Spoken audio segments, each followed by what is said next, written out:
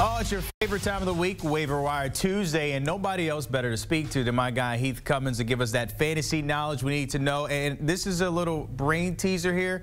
We're talking about a quarterback, Heath, that you have in mind that we have not talked about since last season. Tell us who that is and why we might want to watch him today. It's the last chance to go add Kyler Murray. And I've been saying you should be stashing him if you have an IR spot in your league. You should be putting him on your bench. Well, he's almost back. The practice window's been opened. He could return this week. He will return in the next 2 weeks.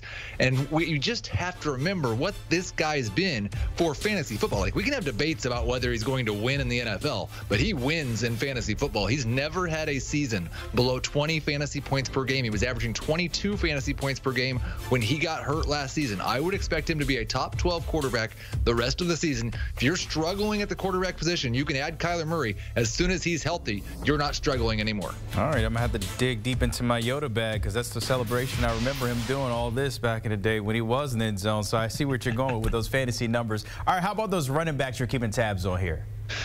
Yeah, I mean, you got to go look to the Rams first. Darrell Henderson, Royce, Freeman. We prefer Darrell Henderson. His first game off the couch, he gets you 66 yards and a touchdown. I would expect he'll be in a little better shape next week. And if it feels like deja vu, it's deja vu all over again. Amare DeMarcado just completely dominated touches last week for Arizona. I don't know what happened 2 weeks ago, but this is what we expected to happen.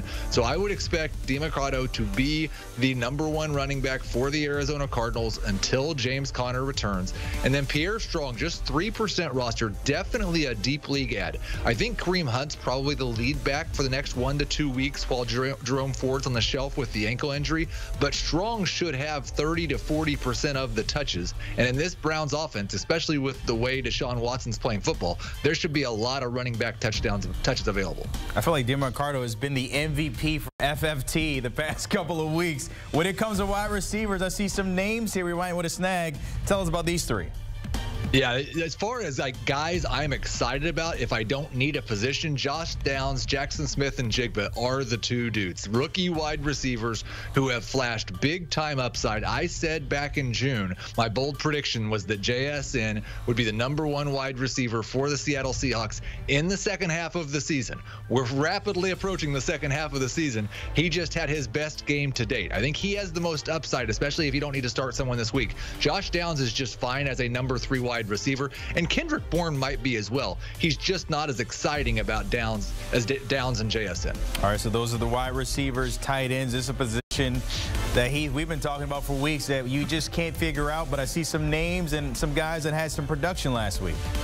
I think it got a little bit easier to figure out this week with Dawson Knox having surgery on his wrist. He's out for an undetermined amount of time, but definitely for this week. And if we just saw Dalton Kincaid, again, another rookie who just had his best game, I'm not sure I would have bet on that continuing if Knox was still around because he's dominated in the red zone and in the green zone. Kincaid hasn't been used very much near the end zone. But now that Knox is out, Kincaid will take over a larger portion of the role. If you combine what these two Bills tight ends have done this season, you'd have a top 5 tight end. That's not a fair expectation for Kincaid, but top 10 is. And don't forget about the revenge game for Jonnu Smith. Everybody's going to talk about Arthur Smith going back to Tennessee. Jonnu Smith was there once upon a time as well. You can start both Falcons tight ends this week.